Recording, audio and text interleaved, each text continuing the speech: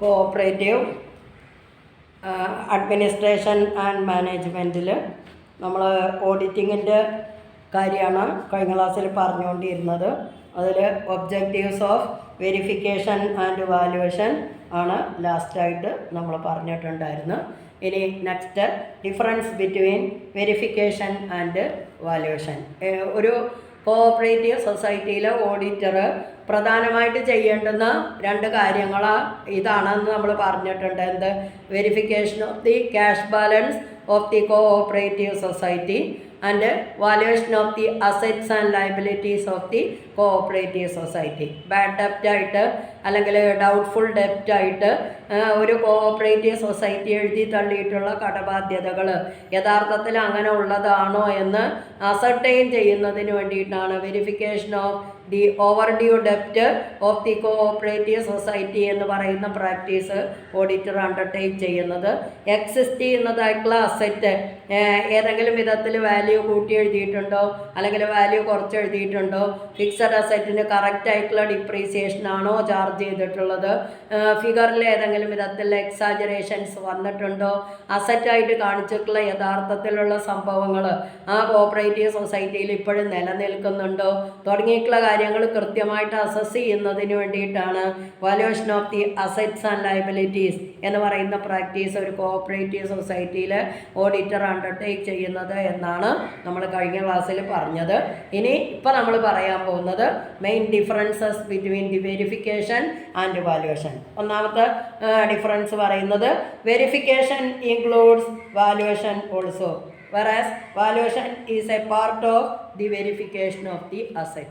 Verify ചെയ്യുക എന്ന് പറയുമ്പോൾ it also includes the value. ഇപ്പോൾ എക്സാമ്പിൾ പറഞ്ഞാൽ ഒരു കോഓപ്പറേറ്റീവ് സൊസൈറ്റി അതിൻ്റെ ബാലൻസ് ഷീറ്റിൽ ഫർണിച്ചർ എന്ന് പറയുന്നതിൻ്റെ വാല്യൂ 1,00,000 രൂപയായിട്ട് കാണിച്ചിട്ടുണ്ടെന്ന് വയ്ക്കും. അപ്പോൾ വെരിഫൈ ചെയ്യുന്ന സമയത്ത് കോഓപ്പറേറ്റീവ് സൊസൈറ്റിയിലെ ഓഡിറ്റർ ചെയ്യുന്നത് എന്താ? 1,00,000 രൂപയുടെ അസറ്റ് ഫിസിക്കലായിട്ട് ആ കോഓപ്പറേറ്റീവ് സൊസൈറ്റിയിൽ നിലനിൽക്കുന്നുണ്ടോ എന്ന് നോക്കുകയാണ് ചെയ്യുന്നത്. So verification also include valuation. Valuation എന്ന് പറയുന്നത് വെരിഫിക്കേഷൻ്റെ ഒരു പാർട്ടായിട്ട് മാത്രമേ കൺസിഡർ ചെയ്യാനായിട്ട് സാധിക്കുള്ളൂ എന്നുള്ളതാണ് ഒന്നാമത്തെ ഡിഫറൻസ്. ഇനി രണ്ടാമത്തെ ഡിഫറൻസ് പറയുന്നത് in verification the auditor verifies the existence of the asset, but in valuation he ensures that the value of the asset as shown in the balance sheet is correct. അത് തന്നെയാണ് ഞാനിപ്പോൾ പറഞ്ഞിട്ടുള്ള കാര്യം. In verification the auditor verifies the existence of the asset. നമ്മൾ balance ഷീറ്റിൽ കാണിച്ചിട്ടുള്ള ഒരു asset ഫിസിക്കലായിട്ട് ആ കോഓപ്പറേറ്റീവ് സൊസൈറ്റിയിൽ നിലനിൽക്കുന്നുണ്ടോ, ചിലപ്പോൾ പണ്ടെങ്ങാണ്ട് വാങ്ങി ഉപയോഗമൊക്കെ കഴിഞ്ഞ് വിറ്റ് കളഞ്ഞിട്ടുള്ള അസറ്റ് ആണെങ്കിലും ചിലപ്പോൾ ഫിക്സഡ് അസറ്റ് പറഞ്ഞിട്ടോ അതല്ലെങ്കിൽ കോഓപ്പറേറ്റീവ് സൊസൈറ്റിയിൽ നിലനിൽക്കുന്നതായിട്ടുള്ള അസറ്റായിട്ട് ഒരു നിശ്ചിത മൂല്യത്തിന് ചിലപ്പോൾ ആഡ് ചെയ്തിട്ടുണ്ടായി എന്ന് വരാം. അപ്പോൾ അത് കറക്റ്റാണ് എന്ന് വെരിഫൈ ചെയ്യണമെങ്കിൽ ആ അസറ്റിൻ്റെ ഫിസിക്കലായിട്ടുള്ള പ്രസൻസ് ഓഡിറ്റ് ചെയ്യുന്ന സമയത്ത് കോഓപ്പറേറ്റീവ് സൊസൈറ്റിയിലുണ്ടോ എന്നുള്ളത് ഓഡിറ്റർ നോക്കിക്കണ്ട് ബോധ്യപ്പെട്ടിട്ടുണ്ടായിരിക്കണം. ഇനി അതിനൊരു മൂല്യം കാണിച്ചിട്ടുണ്ടാവും, അസറ്റിൻ്റെ വാല്യൂ പറഞ്ഞിട്ട് ഒരു സംഖ്യ ബാലൻസ് ഷീറ്റിൽ കാണിച്ചിട്ടുണ്ടാവും. ആ വാല്യൂ തന്നെയാണോ യഥാർത്ഥത്തിൽ ആ അസറ്റിന് ആ സമയത്ത് ഉള്ളത് എന്നും കൂടി നോക്കുക എന്ന് പറയുമ്പോൾ it also includes the valuation of the assets of the cooperative society. ഇനി മൂന്നാമത് പറയുന്നത് in case of the verification of the assets done by the auditor he is responsible for the same, but if the valuation is done by the management of the business it is not a part of the auditor's duty. Verify ചെയ്യുന്ന സമയത്ത് കൃത്യമായിട്ട് ആ asset ആ cooperative സൊസൈറ്റിയിൽ നിലനിൽക്കുന്നുണ്ട് എന്ന് auditor നോക്കിക്കണ്ട് അയാൾക്ക് സ്വമേധയാ ബോധ്യപ്പെട്ടിട്ടുണ്ടായിരിക്കണം. അത് ഓഡിറ്ററുടെ ഡ്യൂട്ടിയാണ്. പക്ഷേ അസറ്റിൻ്റെ വാല്യൂ ചെയ്യുക എന്ന് പറയുന്നത് ഓഡിറ്ററുടെ റെസ്പോൺസിബിലിറ്റി അല്ല. ആ വാല്യൂ കാണിച്ചതിൽ ഏതെങ്കിലും വിധത്തിലുള്ള ഡിഫക്റ്റ് വന്നിട്ടുണ്ടെങ്കിൽ not the auditor but the management concerned is responsible.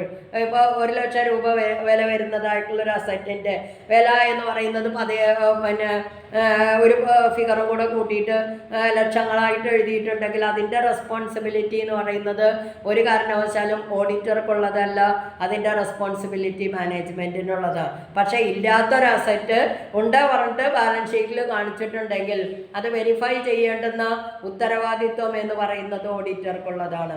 അപ്പോൾ വെരിഫിക്കേഷനിൽ ഡിഫോൾട്ട് വന്നിട്ടുണ്ടെങ്കിൽ അതിൻ്റെ ഉത്തരവാദിത്വം എന്ന് പറയുന്നത് ഓഡിറ്റർക്കുള്ളതാണ്. പക്ഷെ വാല്യുവേഷന് വരുന്ന ഡിഫക്റ്റിൻ്റെ ഉത്തരവാദിത്വം എന്ന് പറയുന്നത് ഒരു കാരണവശാലും ഓഡിറ്റർക്ക് ഉള്ളതല്ല. അതാണ് അടുത്ത ഡിഫറൻസ് എന്ന് പറയുന്നത്. ആൻഡ് നെക്സ്റ്റ് പറയുന്നത് in case of verification it is done only after the valuation of the asset. Value ചെയ്തതിന് ശേഷം മാത്രമേ അസറ്റ് എന്ന് പറയുന്നത് വെരിഫൈ ചെയ്യാനായിട്ട് ഓഡിറ്റർക്ക് സാധിക്കുകയുള്ളൂ. അല്ലാതെ വെരിഫിക്കേഷൻ ഒരു സമയത്തും വാല്യുവേഷൻ വേറൊരു സമയത്തുമായിട്ട് ഒരു കാരണവശാലും ഒരു കോഓപ്പറേറ്റീവ് സൊസൈറ്റിയിൽ അണ്ടർടേക്ക് ചെയ്യാനായിട്ട് സാധിക്കില്ല. ഇനി നെക്സ്റ്റ് പറയുന്നത് the auditor is liable for the guarantee in case of the verification, but valuation of the asset he cannot give such a guarantee. വെരിഫിക്കേഷനിൽ കോഓപ്പറേറ്റീവ് സൊസൈറ്റിയിൽ ഇന്ന അസറ്റുകൾ അവിടെ റിമൈൻ ചെയ്യുന്നുണ്ട് എന്നുള്ള ഗ്യാരണ്ടി രജിസ്ട്രാർക്കോ അതല്ലെങ്കിൽ വേറെ ഏതെങ്കിലും അതോറിറ്റീസ് സംശയമായിട്ട് പറഞ്ഞിട്ടുണ്ടെങ്കിൽ അവർക്കോ ഗ്യാരണ്ടി ചെയ്യാനായിട്ട് ഓഡിറ്റർക്ക് സാധിക്കും. പക്ഷേ അവിടെ കാണിച്ചിട്ടുള്ള അസറ്റിൻ്റെ വാല്യൂ എന്ന് പറയുന്നത് ഒരു കാരണവശാലും ഗ്യാരണ്ടി ചെയ്യാനായിട്ട് ഓഡിറ്റർക്ക് സാധിക്കില്ല. അതാണ് അടുത്ത ഡിഫറൻസ് എന്ന് പറയുന്നത്. And next in the case of verification the auditor even physically verifies the existence with evidence. ഒരു സ്ഥാപനത്തിൽ ഇന്ന അസറ്റ് ഉണ്ട് എന്നുള്ളത് ഇനിയിപ്പോൾ അവിടെ കാണിച്ചു കൊടുത്തതിനെ കൊണ്ട് മാത്രം കാര്യമില്ല. അപ്പോൾ ഒരു സ്ഥാപനത്തിൽ ഓഡിറ്റ് ചെയ്യാനായിട്ട് പോകുന്ന സമയത്ത് അവിടെ ഫർണിച്ചർ ആൻഡ് ഫിക്ചേഴ്സ് എന്ന് പറഞ്ഞിട്ട് 1,00,000 രൂപ എഴുതിയിട്ടുണ്ട്. എവിടെയാണ് ഫർണിച്ചർ എന്ന് ചോദിക്കുമ്പോൾ റൂമൊക്കെ തുറന്നിട്ട് ഫർണിച്ചർ കിടക്കുന്നത് കോഓപ്പറേറ്റീവ് സൊസൈറ്റിയിലെ ഉദ്യോഗസ്ഥർ ഓഡിറ്ററെ കാണിച്ചത് കൊണ്ട് മാത്രം അതിൻ്റെ കറക്റ്റായിട്ടുള്ള വാല്യൂ ആണ്, അതല്ലെങ്കിൽ കറക്റ്റായിട്ട് ആ ഫിസിക്കൽ അസറ്റ് അവിടെ ഉണ്ട് എന്നുള്ളത് ഉറപ്പ് വരുത്താനായിട്ട് സാധിക്കില്ല. ഉറപ്പ് വരുത്താനായിട്ട് സാധിക്കണമെങ്കിൽ അത്രയും ഫർണിച്ചറുകൾ കോഓപ്പറേറ്റീവ് സൊസൈറ്റി പല സമയങ്ങളിലായിട്ട് വാങ്ങിയിട്ടുള്ളതിൻ്റെ ഇൻവോയ്സോ അതല്ലെങ്കിൽ കൊട്ടേഷൻസോ അതല്ലെങ്കിൽ ഏതെങ്കിലും വിധത്തിലുള്ള ഡോക്യുമെൻ്ററി എവിഡൻസ് നിർബന്ധമായിട്ടും പ്രൊവൈഡ് ചെയ്തിട്ടുണ്ടായിരിക്കണം. അതല്ലെങ്കിൽ ഓഡിറ്റർ വരുന്ന ദിവസം ഓഡിറ്ററെ കാണിക്കാൻ വേണ്ടിയിട്ട് അവിടുത്തെ ഉദ്യോഗസ്ഥർ അവരെ വീട്ടിൽ നിന്ന് കൊണ്ടുവന്നിട്ടുള്ള ഫർണിച്ചർ അല്ല എന്ന് ഓഡിറ്റർക്ക് ഒരു കാരണവശാലും ഉറപ്പ് വരുത്താനായിട്ട് സാധിക്കില്ല. അപ്പോൾ വെരിഫിക്കേഷൻ നടക്കുന്ന സമയത്ത് ഫിസിക്കൽ പ്രസൻസ് ഉണ്ടായതുകൊണ്ട് മാത്രം അത്രയും അസറ്റ് കോഓപ്പറേറ്റീവ് സൊസൈറ്റിക്ക് ബിലോങ് ചെയ്യുന്നതാണ് എന്ന് ഓഡിറ്റർക്ക് ഉറപ്പ് വരുത്താനായിട്ട് സാധിക്കില്ല.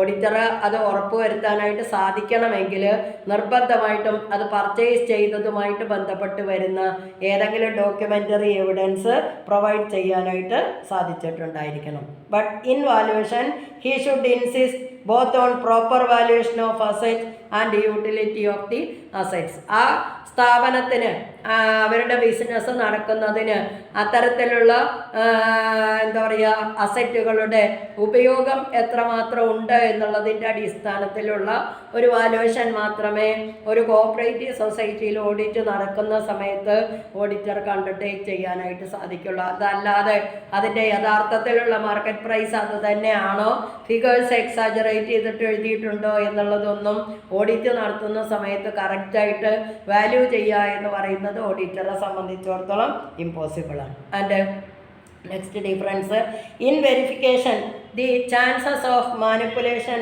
Of account is less, but in valuation there is more chance. അതാണ് ഞാൻ പറഞ്ഞത്. ഇപ്പോൾ അസറ്റ് വാല്യൂ വെരിഫൈ ചെയ്യുന്ന സമയത്ത് ആ കോഓപ്പറേറ്റീവ് സൊസൈറ്റിയിൽ യഥാർത്ഥത്തിലുള്ള അസറ്റ് തന്നെയാണോ അത് അല്ലേ എന്നുള്ളത് ഡോക്യുമെൻ്ററി എവിഡൻസസിൻ്റെ അടിസ്ഥാനത്തിൽ 100% ഗ്യാരണ്ടി ചെയ്യാനായിട്ട് ഓഡിറ്റർക്ക് സാധിക്കും. പക്ഷേ ഒരു അസറ്റിൻ്റെ വാല്യൂ കാണിച്ചിട്ടുള്ളതിനെ ഒരു കാരണവശാലും മാനിപ്പുലേറ്റ് ചെയ്തിട്ടില്ല, അതല്ലെങ്കിൽ എക്സാജറേറ്റ് ചെയ്തിട്ടില്ല എന്ന് ഉറപ്പ് വരുത്താനായിട്ട് ഒരു കാരണവശാലും ഓഡിറ്റർക്ക് സാധിക്കില്ല. അതാണ് വെരിഫിക്കേഷനും ബാലൻസ് വാല്യുവേഷനും തമ്മിലുള്ള ബേസിക് ആയിട്ടുള്ള ഡിഫറൻസ്. ഇനി നെക്സ്റ്റ് നമ്മൾ പറയാൻ പോകുന്നത് the reserves characteristics of reserves and the kinds of reserves maintained in cooperative societies. Reserve എന്ന് നമ്മളെല്ലാം ഇപ്പോഴും യൂട്ടിലൈസ് ചെയ്യുന്നതായിട്ടുള്ള ടേമാണ്. അതെന്താണ് എന്നുള്ളത് നിങ്ങൾക്കറിയാം. Reserve means A specified amount set aside from the profit of A cooperative society.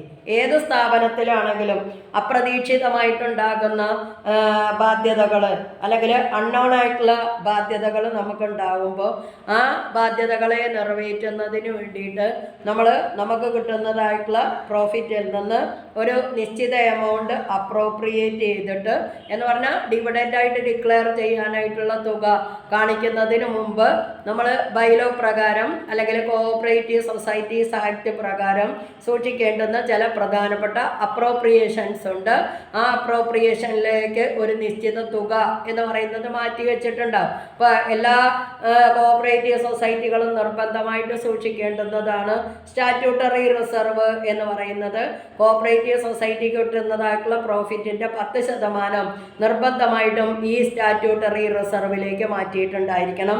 Agricultural credit cooperative സൊസൈറ്റികളാണെങ്കിൽ അതിന് കിട്ടുന്നതായിട്ടുള്ള പ്രോഫിറ്റിൻ്റെ 15% നിർബന്ധമായിട്ടും ഈ റിസർവിലേക്ക് മാറ്റേണ്ടതായിട്ടുള്ളത്. ഇനി 5%-ത്തേക്കാൾ കുറയാത്ത സംഖ്യ എന്ന് പറയുന്നത് എഡ്യൂക്കേഷൻ ഫണ്ടിലേക്ക് ട്രാൻസ്ഫർ ചെയ്തിട്ടുണ്ടായിരിക്കണം. കോമൺ ഗുഡ് ഫണ്ടിലേക്ക് 10% ട്രാൻസ്ഫർ ചെയ്തിട്ടുണ്ടാവണം. ഇങ്ങനെ കുറേ റെസ്ട്രിക്ഷൻസ് കോഓപ്പറേറ്റീവ് സൊസൈറ്റീസ് ആക്ടിൽ പറഞ്ഞിട്ടുള്ളത് പ്രകാരം കോഓപ്പറേറ്റീവ് സൊസൈറ്റിയുടെ പ്രോഫിറ്റ് ആൻഡ് ലോസ് അക്കൗണ്ടിൽ കാണിച്ചിട്ടുള്ള പ്രോഫിറ്റ് എത്രയാണോ ആ പ്രോഫിറ്റിൽ നിന്ന് സെറ്റ് അപ്പാർട്ട് ചെയ്തിട്ട് കണ്ടിൻജൻറ്റ് ലയബിലിറ്റീസ് അല്ലെങ്കിൽ അൺലോൺ ലയബിലിറ്റീസ് വരുന്ന സമയത്ത് അത് മീറ്റ് ചെയ്യുന്നതിന് വേണ്ടിയിട്ട് കോഓപ്പറേറ്റീവ് സൊസൈറ്റി സെറ്റ് അപ്പാർട്ട് ചെയ്തിട്ട് സൂക്ഷിക്കുന്നതായിട്ടുള്ള ഫണ്ടുകളെയാണ് നമ്മൾ റിസർവ് എന്ന് പറയുന്ന ക്ലാസിഫിക്കേഷനിൽ ഉൾപ്പെടുത്തിയിട്ടുള്ളത്. And next is the characteristics of the reserve maintained by cooperative societies. The first one is the reserve is provided to meet known and unknown future contingencies or unexpected losses. അറിയാവുന്നതും അറിയാത്തതുമായിട്ട് നമുക്ക് ഫ്യൂച്ചറിലുണ്ടാകുന്നതായിട്ടുള്ള എക്സ്പെൻസുകളെ അല്ലെങ്കിൽ unexpected ആയിട്ടുണ്ടാകുന്ന ലോസുകളെ correct ചെയ്യുന്നതിന് വേണ്ടിയിട്ടാണ് ഈ reserve എന്ന് പറയുന്നത് utilise ചെയ്യുന്നത്. അപ്പം unknown reserves ഉണ്ട്. അപ്പോൾ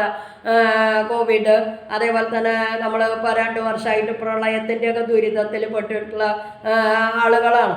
അപ്പോൾ കോഓപ്പറേറ്റീവ് സൊസൈറ്റികൾക്ക് കോഓപ്പറേറ്റീവ് സൊസൈറ്റിയുടെ ബിൽഡിംഗ് മുങ്ങിപ്പോയി, അതല്ലെങ്കിൽ അതിൻ്റെ ഉള്ളിലുണ്ടായിരുന്ന സാധനങ്ങളൊക്കെ നശിച്ചു പോയി എന്ന് പറഞ്ഞു കഴിഞ്ഞാൽ it is an unexpected contingency.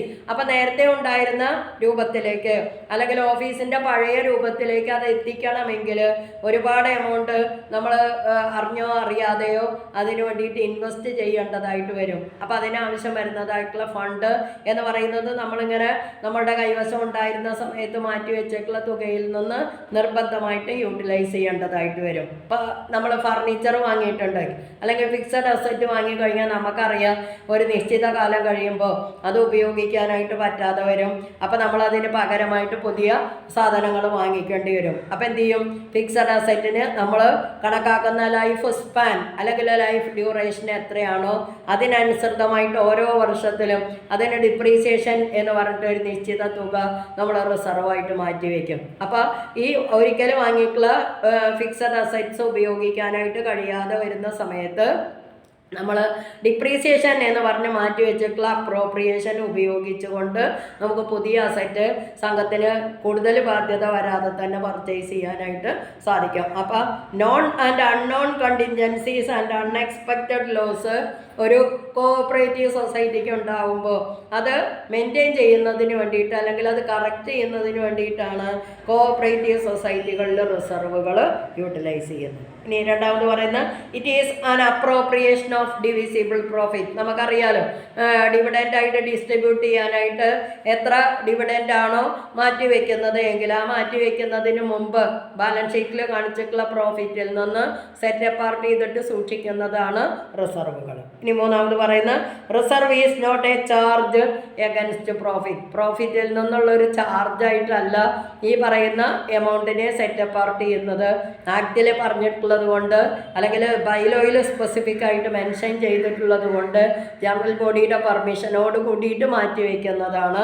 അല്ലാതെ ചാർജായിട്ട് ക്രിയേറ്റ് ചെയ്യുന്ന ഫണ്ടല്ല റിസർവ് എന്ന് പറയുന്നത്. And next, it is created out of divisible profit.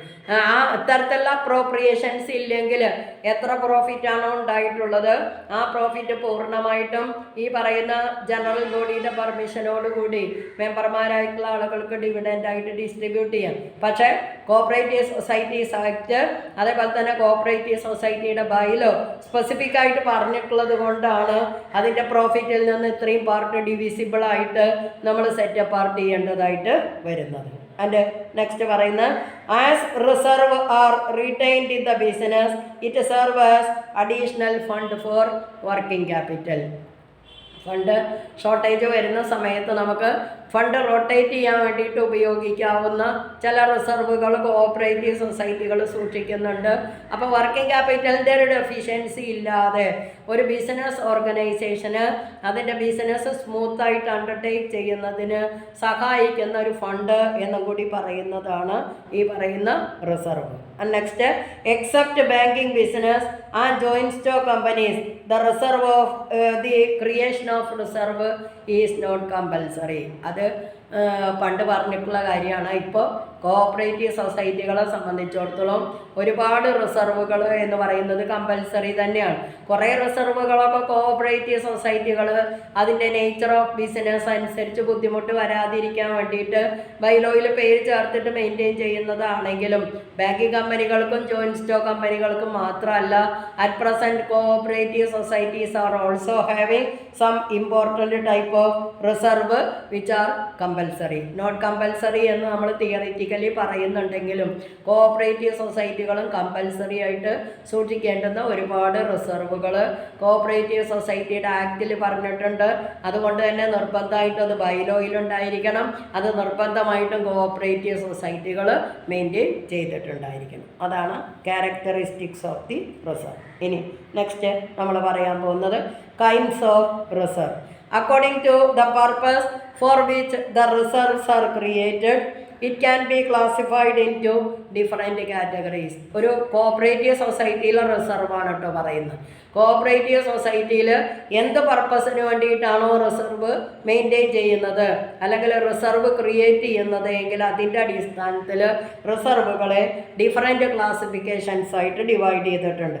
General reserve, capital reserve, specific reserve, reserve fund, sinking fund, secret reserve എന്ന് പറയുന്ന 6 ക്ലാസിഫിക്കേഷൻസ് ആയിട്ടാണ് കോഓപ്പറേറ്റീവ് സൊസൈറ്റികൾ സൂക്ഷിക്കുന്നതായിട്ടുള്ള റിസർവുകളെ ക്ലാസിഫൈ ചെയ്തിട്ടുള്ളത്. General reserve, capital reserve, specific reserve, reserve fund, sinking fund and secret reserve. ഇനി സാധാരണയായിട്ട് use ചെയ്യുന്നതായിട്ടുള്ള reserve എന്ന് പറയുന്നതാണ് general reserve, created out of the net profit of the cooperative society and cooperative society is responsible to keep this reserve only when the cooperative society is having profit. നഷ്ടത്തിൽ പ്രവർത്തിക്കുന്നതായിട്ടുള്ള cooperative സൊസൈറ്റികൾക്ക് ഇല്ലാത്ത ഒരു reserve എന്ന് പറയുന്നതാണ് general reserve എന്ന് പറയുന്നത്. പ്രോഫിറ്റിൽ നിന്ന് cooperative സൊസൈറ്റിയുടെ ബൈലോ പ്രകാരം കാണിച്ചിട്ടുള്ള സ്പെസിഫൈഡ് പെർസെൻറ്റേജ് ആണ് ജനറൽ റിസർവായിട്ട് മാറ്റിവെക്കുന്നത്. And it is generally used for providing more working capital to provide a cushion to meet the unknown or unforeseen contingencies in the future. Cooperative സൊസൈറ്റിയിൽ ഉണ്ടാകുന്ന അപ്രതീക്ഷിതമായിട്ടുള്ള നഷ്ടങ്ങളെ നികത്തുന്നതിന് വേണ്ടിയിട്ടാണ് ജനറൽ റിസർവ് എന്ന് പറഞ്ഞിട്ട് മാറ്റിവെക്കുന്ന സംഖ്യ ഉപയോഗിക്കുന്നത്. അതേപോലെ വർക്കിംഗ് ക്യാപിറ്റലിൻ്റെ ഷോർട്ടേജ് ഉണ്ടാകുമ്പോൾ അത് മെയിൻറ്റെയിൻ ചെയ്യുന്നതിന് വേണ്ടിയിട്ട് ജനറൽ റിസർവ് എന്ന് പറയുന്നത് യൂസ് ചെയ്യാം. അതേപോലെ തന്നെ സംഘത്തിൻ്റെ ഫിനാൻഷ്യൽ സ്റ്റെബിലിറ്റി വർദ്ധിപ്പിച്ച് കാണിക്കുന്നതിന് വേണ്ടിയിട്ട് ജനറൽ റിസർവ് എന്ന് പറയുന്നത് യൂട്ടിലൈസ് ചെയ്യുക. അപ്പോൾ ആ 3 പർപ്പസിന് വേണ്ടിയിട്ടാണ് കോഓപ്പറേറ്റീവ് സൊസൈറ്റി പ്രോഫിറ്റിൽ നിന്ന് സെറ്റ് അപ്പാർട്ട് ചെയ്ത് സൂക്ഷിക്കുന്നതായിട്ടുള്ള റിസർവുകൾ യൂട്ടിലൈസ് ചെയ്യുന്നത്. ഇനി അടുത്ത റിസർവ് എന്ന് പറയുന്നതാണ് capital reserve. Capital reserve is created out of the capital profit which are quite distinct from the trade profit. സാധാരണ നമ്മൾ പറയുന്ന പ്രോഫിറ്റ് എന്ന് പറയുന്നത് ട്രേഡ് പ്രോഫിറ്റാണ്, അല്ലെങ്കിൽ ബിസിനസ്സിൽ നിന്ന് നമുക്ക് ഡിറൈവ് ചെയ്യുന്നതായിട്ടുള്ള പ്രോഫിറ്റ് എന്ന് പറയുന്നതാണ് നമ്മൾ സാധാരണ ബാലൻസ് ഷീറ്റിൽ കാണിക്കുന്നതായിട്ടുള്ള പ്രോഫിറ്റ് ആൻഡ് ലോസ് അക്കൗണ്ടിൽ കാണിക്കുന്നതായിട്ടുള്ള പ്രോഫിറ്റ്. ഈ ക്യാപിറ്റൽ റിസർവ് എന്ന് പറയുന്നത് ക്യാപിറ്റൽ പ്രോഫിറ്റിൽ നിന്ന് മെയിൻറ്റെയിൻ ചെയ്യുന്നതാണ്. ട്രേഡ് പ്രോഫിറ്റ് എന്ന് പറയുന്നത് ഞാൻ പറഞ്ഞു ഓർഡിനറി കോഴ്സ് ഓഫ് ബിസിനസ്സിൽ നിന്ന് ഡിറൈവ് ചെയ്യുന്നതായിട്ടുള്ള പ്രോഫിറ്റാണ്. അതിൽ നിന്ന് ഒരു കാരണവശാലും ക്യാപിറ്റൽ റിസർവ് എന്ന് പറയുന്നത് മെയിൻറ്റെയിൻ ചെയ്യാനായിട്ട് സാധിക്കില്ല. ഇപ്പോൾ ഫോർഫീച്ചർ ഓഫ് ഷെയർസ്, അതേപോലെ തന്നെ profit on the sale of the asset, profit on revaluation of the asset എന്നൊക്കെ പറയുന്നതിൽ നിന്നുണ്ടാകുന്ന പ്രോഫിറ്റാണ് ക്യാപിറ്റൽ പ്രോഫിറ്റ് എന്ന് പറയുന്നത്. ആ ക്യാപിറ്റൽ പ്രോഫിറ്റിൽ നിന്ന് സെറ്റ് അപ്പാർട്ട് ചെയ്തിട്ട് സൂക്ഷിക്കുന്നതാണ് ക്യാപിറ്റൽ റിസർവ് എന്ന് പറയുന്നത്. അല്ലാതെ ബിസിനസ് നടത്തി കോഓപ്പറേറ്റീവ് സൊസൈറ്റിക്ക് കിട്ടുന്നതായിട്ടുള്ള പ്രോഫിറ്റിൽ നിന്ന് ഒരു കാരണവശാലും ക്യാപിറ്റൽ റിസർവ് എന്ന് പറയുന്നത് മാറ്റിവെച്ചിട്ട് സൂക്ഷിക്കാനായിട്ട് സാധിക്കില്ല. ഇനി അടുത്ത റിസർവ് എന്ന് പറയുന്നതാണ് specific reserve. Specific reserve is considering as a charge of profit, and the aim is to meet the specific purpose or specific contingency or an unexpected loss. ചില പ്രത്യേക നഷ്ടങ്ങൾ കോഓപ്പറേറ്റീവ് സൊസൈറ്റിയിൽ ഉണ്ടാകുന്ന സമയത്ത്, അല്ലെങ്കിൽ ചില പ്രത്യേക ആക്ടിവിറ്റീസ് ഒരു കോഓപ്പറേറ്റീവ് സൊസൈറ്റി അണ്ടർടേക്ക് ചെയ്യാനായിട്ട് ഉദ്ദേശിക്കുന്ന സമയത്ത് അതിലേക്ക് ഉപകാരപ്പെടുന്നതിന് വേണ്ടിയിട്ട് നിർബന്ധമായിട്ടും പ്രോഫിറ്റിൽ നിന്ന് സെറ്റ് അപ്പാർട്ട് ചെയ്ത് സൂക്ഷിക്കുന്നതാണ് നമ്മൾ ഈ പറയുന്നതായിട്ടുള്ള സ്പെസിഫിക് റിസർവ് എന്ന് പറയുന്നത്. പിന്നെ എന്താണ് ബാഡ് ഡെപ്റ്റ് റിസർവ് എന്ന് പറയുന്നത് ഒരു സ്പെസിഫിക് റിസർവായിട്ടാണ് നമ്മൾ കൺസിഡർ ചെയ്യുന്നത്. അതേപോലെ ചില കണ്ടിൻജൻസീസ് മീറ്റ് ചെയ്യുന്നതിന് വേണ്ടിയിട്ട് നമ്മൾ പ്രൊവിഷനായിട്ട് മാറ്റി വയ്ക്കുന്നതിനെയൊക്കെ നമ്മൾ സ്പെസിഫിക് റിസർവ് എന്ന് പറയുന്ന ക്ലാസിഫിക്കേഷനിലാണ് ഉൾപ്പെടുത്തിയിട്ടുള്ളത്. Specific reserve is not represented by the assets of the company and hence not available for distribution among the shareholders. Bad debt reserve എന്ന് പറയുന്നത് ഏറ്റവും ബെസ്റ്റ് ആയിട്ടുള്ള എക്സാമ്പിൾ എന്ന് പറയുന്നത് അതാണ്. ബാഡ് ആൻഡ് ഡൗട്ട്ഫുൾ ഡെപ്റ്റ് റിസർവ് എന്ന് പറയുന്നത് ഒരു കാരണവശാലും കോഓപ്പറേറ്റീവ് സൊസൈറ്റിക്ക് മാറ്റി വെക്കാതിരിക്കാനായിട്ട് സാധിക്കില്ല. അപ്പോൾ അത് അത്രയും ആ റിസർവ് ഉണ്ടായിരുന്നില്ലെങ്കിൽ അത്രയും കൂടി പ്രോഫിറ്റായിട്ട് ഡിസ്ട്രിബ്യൂട്ട് ചെയ്യായിരുന്നു എന്ന് നമ്മളൊരു കാരണവശാലും ചിന്തിച്ചിട്ട് കാര്യമില്ല. പ്രോഫിറ്റ് ഉണ്ടെങ്കിലും ഇല്ലെങ്കിലും ഒരു cooperative society cash transactions undertake ചെയ്യുന്നുണ്ടെങ്കിൽ നിർബന്ധമായിട്ട് മെയിൻറ്റെയിൻ ചെയ്യേണ്ടുന്ന ഒരു പ്രൊവിഷൻ എന്ന് പറയുന്നതാണ് ഈ സ്പെസിഫിക് റിസർവ് എന്ന് പറയുന്ന ക്ലാസിഫിക്കേഷനിൽ ഇൻക്ലൂഡ് ചെയ്യുന്നത്. ഇനി അടുത്ത റിസർവ് എന്ന് പറയുന്നത് reserve ഫണ്ടാണ്. Reserve fund is nothing but a general reserve created out of the divisible profit. Cooperative സൊസൈറ്റിക്ക് കിട്ടുന്നതായിട്ടുള്ള പ്രോഫിറ്റിൽ നിന്നൊരു നിശ്ചിത ശതമാനം മാറ്റി വെച്ചിട്ട് ക്രിയേറ്റ് ചെയ്യുന്നത് തന്നെയാണ് റിസർവ് ഫണ്ട് എന്ന് പറയുന്നത്. And it is except that the surplus of the assets represented by the reserve is invested outside the business. Cooperative സൊസൈറ്റിയിൽ കമ്പൽസറി ആയിട്ട് മെയിൻറ്റെയിൻ ചെയ്യേണ്ടുന്ന ഒന്നാണ് റിസർവ് ഫണ്ട് എന്ന് പറയുന്നത്. ഞാൻ പറഞ്ഞു ഒരു കോഓപ്പറേറ്റീവ് സൊസൈറ്റിക്ക് കിട്ടുന്നതായിട്ടുള്ള പ്രോഫിറ്റിൽ നിന്ന് 10% നിർബന്ധമായിട്ട് മാറ്റി വെച്ചിട്ടാണ് റിസർവ് ഫണ്ട് എന്ന് പറയുന്നത് മെയിൻറ്റെയിൻ ചെയ്യുന്നത്. അത് കഴിഞ്ഞ പേപ്പറിൽ നമ്മൾ പഠിച്ചു. റിസർവ് ഫണ്ട് എങ്ങനെയാണ് ഇൻവെസ്റ്റ് ചെയ്യേണ്ടുന്നത് എന്നതിനെ സംബന്ധിക്കുന്നതായിട്ടുള്ള പ്രൊവിഷൻസ് അതൊരു കാരണവശാലും കോഓപ്പറേറ്റീവ് സൊസൈറ്റിയിൽ സൂക്ഷിക്കാനായിട്ട് പാടില്ല. അത് പോസ്റ്റ് ഓഫീസ് സേവിങ്സ് ബാങ്കിലോ അതല്ലെങ്കിൽ ഈ കോഓപ്പറേറ്റീവ് സൊസൈറ്റിയുടെ ഫിനാൻസിങ് ബാങ്ക് ആയിട്ടുള്ള ഏതെങ്കിലും ബാങ്കിങ് ഇൻസ്റ്റിറ്റ്യൂഷൻസിലോ നിർബന്ധമായിട്ടും ഇൻവെസ്റ്റ് ചെയ്യേണ്ടുന്ന ഒരു സംഖ്യ എന്ന് പറയുന്നതാണ്. അത് ഓഡിറ്ററുടെ പെർമിഷനോട് കൂടിയിട്ട് മാത്രമേ കണ്ടിൻജൻസീസ് വരുന്ന സമയത്ത് ഒരു കോഓപ്പറേറ്റീവ് സൊസൈറ്റിക്ക് യൂട്ടിലൈസ് ചെയ്യാനായിട്ട് പാടുള്ളൂ. അതല്ലാതെ അവർ കഷ്ടപ്പെട്ടുണ്ടാക്കിയിട്ടുള്ള പ്രോഫിറ്റിൽ നിന്ന് മാറ്റി വെച്ചിട്ടുള്ളതാണ്. അവരവരുടെ സൗകര്യത്തിന് വേണ്ടിയിട്ട് ഏതെങ്കിലും കോഓപ്പറേറ്റീവ് സൊസൈറ്റിയിലോ അല്ലെങ്കിൽ പോസ്റ്റ് ഓഫീസിലോ എവിടെയെങ്കിലും കൊണ്ടുപോയിട്ട് ഡെപ്പോസിറ്റ് ചെയ്തിട്ടുള്ളതാണ്. അതുകൊണ്ട് അവർക്ക് തോന്നുമ്പോൾ അത് എടുത്തുകൊണ്ട് വന്നിട്ട് ഉപയോഗിക്കാമെന്ന് ഒരു കാരണവശാലും ഒരു കോഓപ്പറേറ്റീവ് സൊസൈറ്റിക്ക് ചിന്തിക്കാനോ അങ്ങനെ ചെയ്യാനായിട്ടോ സാധിക്കില്ല. കാരണം റിസർവ് ഫണ്ട് എന്ന് പറയുന്നത് കമ്പൽസറി റിസർവാണ്.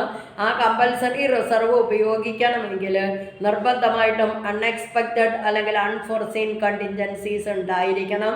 അത് അങ്ങനെയാണ് എന്നുള്ളത് ഓഡിറ്റർ സാക്ഷ്യപ്പെടുത്തുകയും അത് കറക്റ്റ് ചെയ്യുന്നതിന് വേണ്ടിയിട്ട് ഈ ഫണ്ട് ഉപയോഗിക്കാനായിട്ടുള്ള പെർമിഷൻ കൺസേൺഡ് ഓഡിറ്റർ പ്രൊവൈഡ് ചെയ്യുകയും ചെയ്തിട്ടുണ്ടെങ്കിൽ മാത്രമേ ഒരു കോഓപ്പറേറ്റീവ് സൊസൈറ്റിക്ക് ഈ ഫണ്ട് യൂട്ടിലൈസ് ചെയ്യാനായിട്ട് സാധിക്കൂ. ഇനി നെക്സ്റ്റ് റിസർവ് എന്ന് പറയുന്നതാണ് secret reserve, which is not disclosed on the face of the balance sheet. Balance ഷീറ്റിൽ കൃത്യമായിട്ട് ഇന്ന ഇന്ന റിസർവുകളുണ്ട് എന്ന് പറഞ്ഞിട്ട് പേര്, അതല്ലെങ്കിൽ ഇത്ര തുക ഉണ്ട് എന്ന് പറഞ്ഞിട്ട് ഡിസ്ക്ലോസ് ചെയ്യാതെ സൂക്ഷിക്കുന്നതായിട്ടുള്ള റിസർവ് എന്ന് പറയുന്നതാണ് secret reserve, which is helping to maintain the actual financial position which is much better than what is disclosed in the balance sheet. Balance ഷീറ്റിൽ കാണുന്നതിനേക്കാൾ മികച്ച ഒരു ഫിനാൻഷ്യൽ പൊസിഷൻ കോഓപ്പറേറ്റീവ് സൊസൈറ്റിക്ക് മെയിൻറ്റെയിൻ ചെയ്യാൻ സാധിക്കുന്നതിന് വേണ്ടിയിട്ടാണ് സീക്രട്ട് റിസർവ് എന്ന് പറയുന്നത് സൂക്ഷിക്കുന്നത്. It is also called by the term internal reserve അല്ലെങ്കിൽ ഹിഡൻ റിസർവ് എന്നൊക്കെ പറയുന്ന പേരിൽ അറിയപ്പെടുന്നതാണ് ഈ പറയുന്ന secret reserve. And this reserve represents the surplus of asset over the liabilities and capital. നമ്മൾ ബാലൻസ് ഷീറ്റ് എഴുതുമ്പോൾ എഴുതുന്നൊരു ഇക്വേഷൻ ഉണ്ടല്ലോ, asset equals liabilities plus capital. ആ ഇക്വേഷൻ പ്രകാരം എക്സസ് ആയിട്ട് വരുന്ന അസറ്റിൻ്റെ വാല്യൂ എന്ന് പറയുന്നത് മാറ്റി വെച്ചിട്ടാണ് സീക്രട്ട് റിസർവ് എന്ന് പറയുന്ന കാര്യം ഒരു കോഓപ്പറേറ്റീവ് സൊസൈറ്റി മെയിൻറ്റെയിൻ ചെയ്യുന്നത്. അത് ഒരു കാരണവശാലും ലെഡ്ജർ ബാലൻസസിൽ ആളുകൾക്ക് ചെക്ക് ചെയ്ത് കഴിഞ്ഞാൽ കാണത്തക്ക വിധത്തിൽ ഒരു കാരണവശാലും exhibit ചെയ്തിട്ടുണ്ടായിരിക്കില്ല.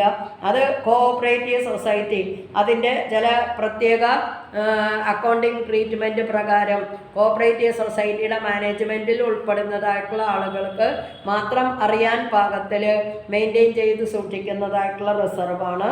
And that is difference between the book value and the actual value that may be sold or purchased will represent the secret reserve.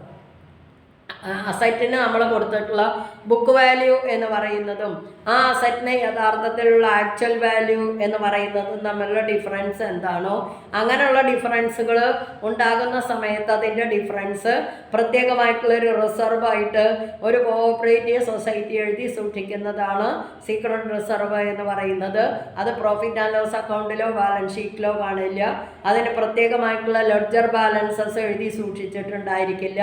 മാനേജ്മെൻറ്റിൽ വളരെ എമിനൻ്റ് ആയിട്ടുള്ള അതോറിറ്റീസിന് അല്ലെങ്കിൽ മാനേജ്മെൻറ്റിൽ പ്രോമിനൻ്റ് ആയിട്ടുള്ള അതോറിറ്റീസിന് മാത്രം അറിയാൻ തക്ക രൂപത്തിൽ ആക്ച്വൽ വാല്യൂവും ബുക്ക് വാല്യൂവും തമ്മിലുള്ള അസറ്റിൻ്റെ ഡിഫറൻസ് എഴുതി സൂക്ഷിക്കുന്ന റിസർവ് എന്ന് പറയുന്നതാണ് നമ്മൾ ഈ പറയുന്ന സീക്രട്ട് റിസർവ് എന്ന് പറയുന്ന ക്ലാസിഫിക്കേഷനിൽ ഇൻക്ലൂഡ് ചെയ്തിട്ടുള്ളത്. ഇനി നെക്സ്റ്റ് നമ്മൾ പ്രൊവിഷൻസ് പറഞ്ഞു.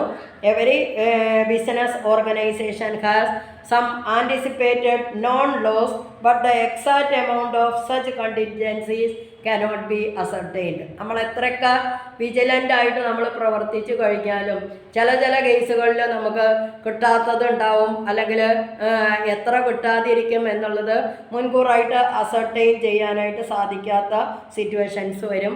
അപ്പം അങ്ങനെ വരുന്ന സിറ്റുവേഷൻസിൽ അതിനെ കറക്റ്റ് ചെയ്യുന്നതിന് വേണ്ടിയിട്ടാണ് പ്രൊവിഷൻ എന്ന് പറയുന്നത് മെയിൻറ്റെയിൻ ചെയ്യുന്നത് എന്ന് ഞാൻ പറഞ്ഞു. ഇപ്പോൾ ബാഡ് ആൻഡ് ഡൗട്ട്ഫുൾ ഡെപ്റ്റ് എന്ന് പറയുന്നത് പ്രൊവിഷനാണ് എന്ന് ഞാൻ പറഞ്ഞു. Provision does not depends upon the profit of the concern. Profit ഉണ്ടെങ്കിലും ഇല്ലെങ്കിലും ഒരു കോഓപ്പറേറ്റീവ് ഓർഗനൈസേഷൻ നിർബന്ധമായിട്ടും മെയിൻറ്റെയിൻ ചെയ്തിട്ടുണ്ടായിരിക്കേണ്ടുന്ന ഒന്നാണ് ഈ പ്രൊവിഷൻ എന്ന് പറയുന്നത്. It is also considering as a specific reserve. ചില ഓർഗനൈസേഷൻസിൽ പ്രൊവിഷൻ എന്ന് പറയുന്നതിന് സ്പെസിഫിക് റിസർവ് എന്ന് പറയുന്ന പേരിലും അറിയപ്പെടാറുണ്ട്. ഇനി അതിൻ്റെ പ്രധാനപ്പെട്ട സ്വഭാവം എന്ന് പറയുന്നത് it is an amount set aside out of the പ്രോഫിറ്റിൽ നിന്ന് മാറ്റി വെച്ചിട്ട് ക്രിയേറ്റ് ചെയ്യുന്നതാണ് സ്പെസിഫിക് റിസർവ് അല്ലെങ്കിൽ പ്രൊവിഷൻ എന്ന് പറയുന്നത്. And secondly its object is to meet any unknown contingencies. നമ്മൾ പ്രതീക്ഷിക്കാത്ത നഷ്ടങ്ങൾ സംഭവിക്കുന്ന സമയത്ത് അതിനെ കറക്റ്റ് ചെയ്യുന്നതിന് വേണ്ടിയിട്ടാണ് നമ്മൾ ഈ പറയുന്ന സ്പെസിഫിക് റിസർവ് അല്ലെങ്കിൽ പ്രൊവിഷൻ എന്ന് പറയുന്നത് യൂട്ടിലൈസ് ചെയ്യുന്നത്. And the exact amount of which cannot be ascertained. എത്ര നഷ്ടം വരും, അതല്ലെങ്കിൽ എത്ര തുക നമ്മൾ മാറ്റി വെച്ചാലാണ് കോഓപ്പറേറ്റീവ് സൊസൈറ്റിക്ക് നഷ്ടമില്ലാതെ കാര്യങ്ങൾ നടത്തിക്കൊണ്ട് പോകാനായിട്ട് സാധിക്കുക എന്ന് നമുക്ക് ഒരു കാരണവശാലും മുൻകൂറായിട്ട് അസസ് ചെയ്യാനായിട്ട് സാധിക്കില്ല. സംഭവങ്ങൾ ഉണ്ടാകുന്ന സമയത്ത് അതിനെ കറക്റ്റ് ചെയ്യാൻ വേണ്ടിയിട്ട് നമ്മൾ മാറ്റി വെച്ചതിൽ നിന്നൊരു നിശ്ചിത തുക ഉപയോഗിക്കാം എന്നുള്ളത് മാത്രമേ സാധിക്കുള്ളൂ എന്നുള്ളതാണ് സ്പെസിഫിക് റിസർവിൻ്റെ അല്ലെങ്കിൽ പ്രൊവിഷൻ എന്ന് പറയുന്നതിൻ്റെ പ്രധാനപ്പെട്ട ക്യാരക്ടറിസ്റ്റിക്. ഇനി പ്രൊവിഷൻ ക്രിയേറ്റ് ചെയ്യുന്നത് to meet outstanding liabilities for expenses accrued and due. Accrued and due എന്ന് പറഞ്ഞിട്ട് നിങ്ങൾ ബാലൻസ് ഷീറ്റ് എഴുതുന്ന സമയത്ത്, കമ്പനിയുടെ ബാലൻസ് ഷീറ്റൊക്കെ പഠിച്ച സമയത്ത് അതിൽ സ്ഥിരമായിട്ട് എഴുതുന്ന ഒരു ഐറ്റം എന്ന് പറയുന്നതാണ് എക്സ്പെൻസസ് അക്രൂഡ് ആൻഡ് ഡ്യൂ എന്ന് പറയുന്നത്.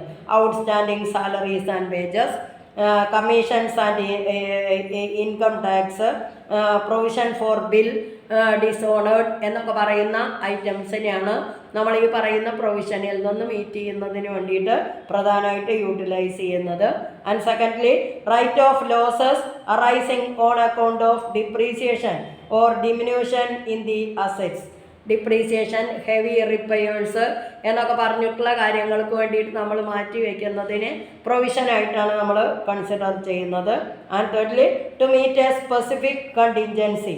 അത് ബാഡ് ആൻഡ് ഡൗട്ട്ഫുൾ ഡെപ്റ്റ് എന്ന് ഞാൻ പറഞ്ഞു. അത് എത്ര ഉണ്ടാവും എന്നുള്ളത് നമുക്ക് മുൻകൂറായിട്ട് പറയാൻ സാധിക്കില്ലെങ്കിലും എത്ര സ്മൂത്തായിട്ട് ഫങ്ഷൻ ചെയ്യുന്ന ഒരു ബിസിനസ് ഓർഗനൈസേഷൻ ആണെങ്കിലും അതിന് കിട്ടാക്കടം എന്ന് പറയുന്നത് സ്വാഭാവികമാണ്. അപ്പോൾ അതിന് വേണ്ടിയിട്ട് മാറ്റിവെക്കുന്ന എമൗണ്ട് എന്ന് പറയുന്നതും പ്രൊവിഷൻ എന്ന് പറയുന്ന വിഭാഗത്തിലാണ് ഉൾപ്പെടുത്തിയിട്ടുള്ളത്. അതാണ് കോഓപ്പറേറ്റീവ് സൊസൈറ്റി മെയിൻറ്റെയിൻ ചെയ്യുന്ന ഇമ്പോർട്ടൻ്റ് ആയിട്ടുള്ള റിസർവുകളും അതിൻ്റെ പ്രധാനപ്പെട്ട ഫീച്ചേഴ്സ്. ഇനി ബാക്കി വരുന്നത് നാളത്തെ ക്ലാസ്സിലെടുക്കാം. ഓക്കെ.